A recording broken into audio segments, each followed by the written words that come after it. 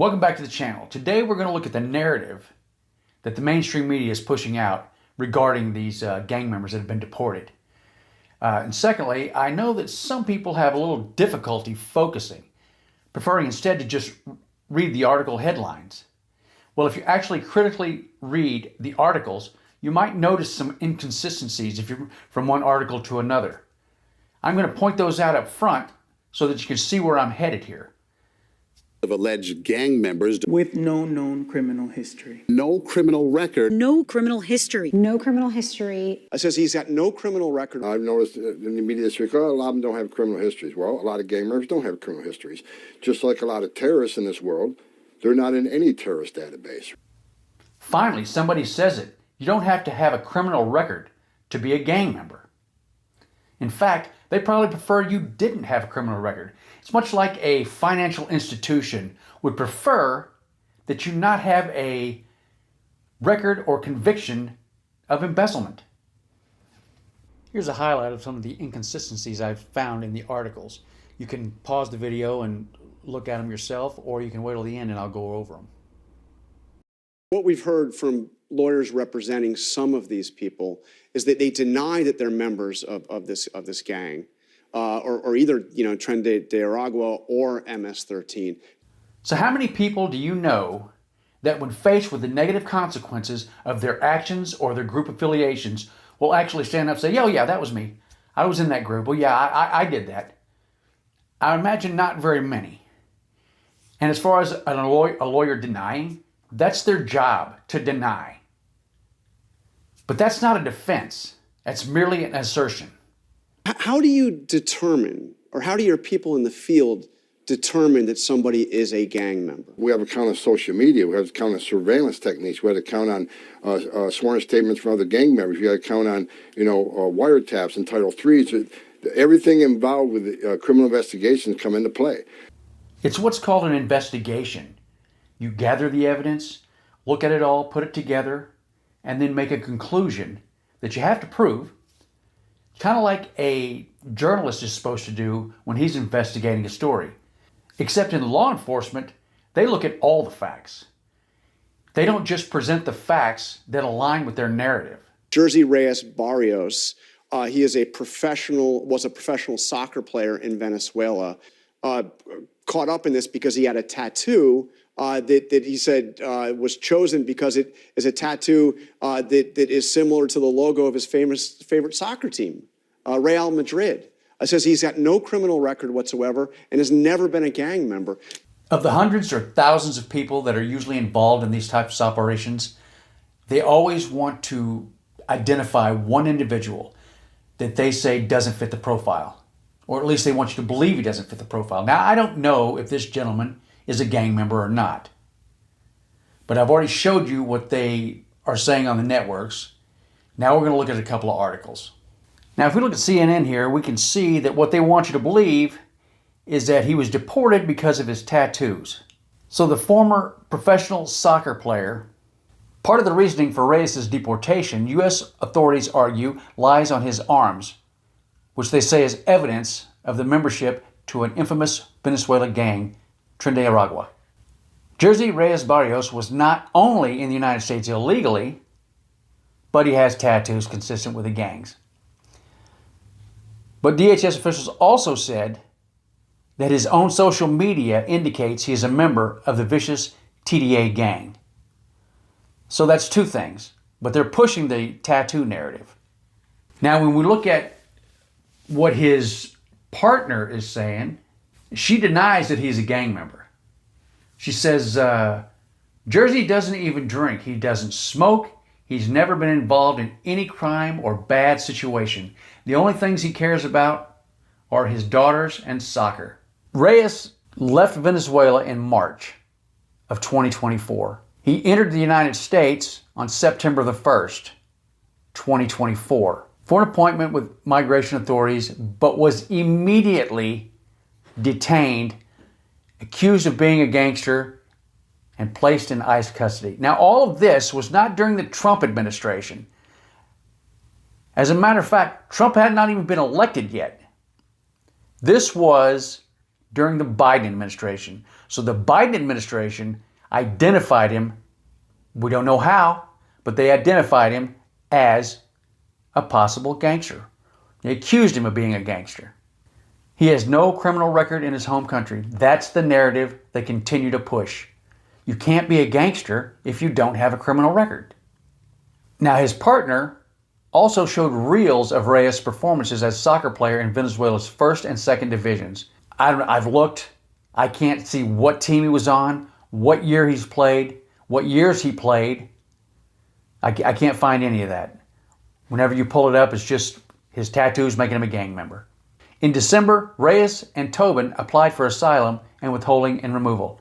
Once again, this is after the election, but before Donald Trump takes office. So this is all in the Biden administration. When you get down to his community and what they're calling for his release. And his old coach, his old youth system coach,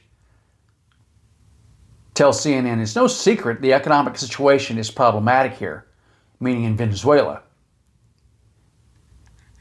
He goes on to say that Reyes told me he was going to try to go to the U.S. because his father is very ill and to find a better life for his family. Seeking a better life for your family is a noble cause, but it's not a reason to seek asylum. If you want a better life for your family, then what you do is you immigrate to the United States legally. We look at MSN here, and they're saying he's a Venezuelan soccer player who was deported to El Salvador after the Trump administration misidentified him. Well, as we've already learned, it wasn't the Trump administration, it was the Biden administration that identified him. Barrios had claimed asylum in the U.S. after fleeing the Maduro regime and had allegedly been tortured by authorities in Venezuela. Well, that's not what he told his soccer coach, and that's not what his soccer coach told CNN. So if you're seeking asylum, there's an exceptions for aliens seeking asylums, and you have to have a credible fear of persecution or torture. What he said was he was seeking a better life for his family. That doesn't mean persecution or torture. His partner said he was in no bad situation or any crime. I would imagine if he was in a bad situation or tortured, that would have been what she said. But she said no bad situation. Is there a credible fear? Now these are the pictures they're putting out. And what they want you to see, mostly they put out the one with the shirt on and he's just his half body and you just have the one picture of a tattoo on his arm. But you can clearly see from the other photo, he has gotten more tattoos than that. What you don't see, and what they're not showing you, and I haven't seen anywhere else, these are the only two pictures that I've seen, is the rest of his upper half. What other tattoos does he have? And why are they not showing those? Next we go to the Daily Mail. And their headline is, Migrant Trump deported to El Salvador claims gang tattoo is Real Madrid logo. And he's a pro soccer player. So he's a pro soccer player now. John Carlisle said he is a soccer player. A Venezuelan man who got deported to El Salvador under accusations of being in a violent gang is actually a pro soccer player. They're saying he actually is a pro soccer player. To me, that would mean right now, his job is a pro soccer player. The lawyer said he marched in protest in his home country and got tortured with electric shocks before fleeing to the U.S. That's not what he told his coach, and that's not what his partner said. Mr. Reyes Barrios is a professional soccer player in Venezuela. Is actually a pro soccer player? I don't think you can be is. You either are or you aren't. You're either a pro soccer player or an ex-pro soccer player. An administration official said there were additional tattoos consistent with TDA. Once again, they're only showing you the upper body of one where he only has the one tattoo or that single arm. They're not showing you anything else. So what are they hiding? Or are they hiding anything? I don't know. Note that Jersey is a football player. So they're saying currently, right now, he is a football player. Now, these are the inconsistencies I found throughout these three articles. CNN says he's a former soccer player. That means he doesn't play soccer anymore. MSN says Venezuelan soccer player. I would assume that means he currently plays soccer. And the Daily Mail says actually a pro soccer player. That would mean right now he's a pro soccer player. But they also say is a professional soccer player. If he actually is, why is he is now? And then they come back to is a football player. John Carlisle says is a soccer player. You either are or you aren't. What are you? You're former, you are, and next on why he left. So CNN is saying he's never been involved, this is his partner, he's never been involved in any crime or bad situation. Next, Reyes tells his youth soccer coach that he was going to try to go to the U.S. because his father is very ill and to find a better life for his family. No problems. Come to the United States, get a green card, get a visa to enter and work, stay here for 5 years, apply for citizenship. MSN says Barrios claimed he had allegedly been tortured by authorities in Venezuela when seeking asylum. And the Daily Mail, the lawyer said he marched in protest in his home country and got tortured with electric shocks. What is it? Better life? Tortured. Do you need to be tortured to get asylum? Is that why the story changed from your partner to your lawyer? I don't know. Let me turn to the situation at the border itself. You have now more than 10,000 U.S. troops deployed to support your mission at the border, and 2 Navy destroyers that have been deployed to patrol the waters around the border as well. How long do you expect you are going to need that level of force, military force, at the border? Because as you just mentioned, the numbers are way down. I mean, they are dramatically down. Reichland Melnick told Newsweek, the most critical thing for people to understand about deportations is that, as they exist in the international legal framework, they are bilateral. Each country has to agree on a deportation. Any country has the sovereign right to refuse a deportation flight from a foreign country. Now, we're typically not sending citizens from other countries to their country. We're sending their own citizens. So why would they refuse to take their own citizens? Think about it.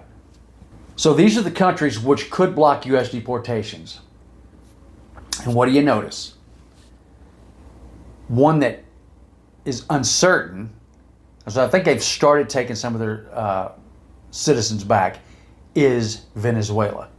We're using the laws on the books. We're not making this up. Everything we've done is based on a statute that was enacted by Congress and signed by the president. The president quickly, by proclamation, invoked the authorities he has under an Alien Enemies Act, which he's allowed to do. Don't just watch one side of the news. Watch both sides. Read the article. Then you can make a more informed decision on what's going on. If you like this, make sure you hit the subscribe button. We'll see you next time. Peace out.